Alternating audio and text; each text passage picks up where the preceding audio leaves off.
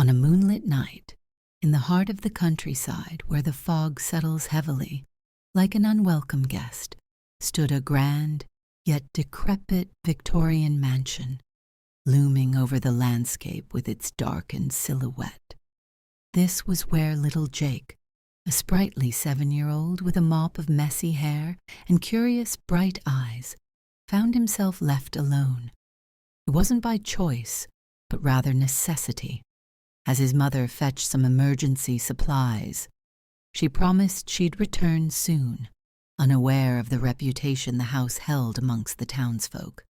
Dressed in his cozy pajamas with tiny dinosaurs printed over them, Jake held steadfastly onto a flickering flashlight.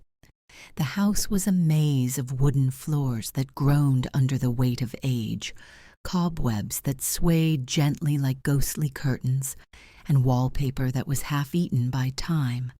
As Jake tiptoed through the dimly lit halls, the silence was often broken by unsettling echoes, the low groans of the house settling, the unexpected creaks of floorboards upstairs, and faint, almost imperceptible whispers. Each sound sent shivers leaping up his spine. His petite fingers trembled visibly, casting flickers of light around the room. He forced himself to push onward, his childlike wonder battling with the gnawing fear in his belly. As he reached the parlor, the beam of his flashlight caught sight of a rocking chair. It swayed gently of its own accord, a silent, eerie dance to a ghostly tune. There, in the murky depths of a dusty mirror, Jake glimpsed a figure, a pale apparition with hollow eyes, that regarded him like a long-lost friend. Gulping down a sob of terror, Jake's tiny legs carried him further into the mansion, drawn by a morbid curiosity. He ducked beneath an ancient bed, only to spy shadowy hands recoiling into the abyss, as if they sensed his gaze.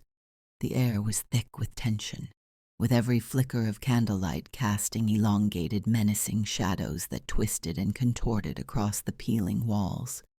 Jake's heart drummed erratically in his chest as he stumbled through the shadows, the oppressive fear as tangible as the dust-laden fabrics draped over forgotten furniture.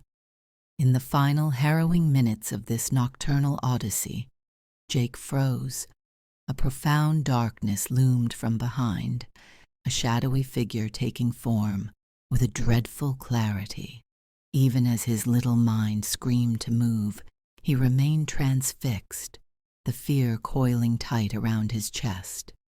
The silhouette edged closer, its arm outstretched, reaching for him with an unsettling familiarity, as if it had known him all along.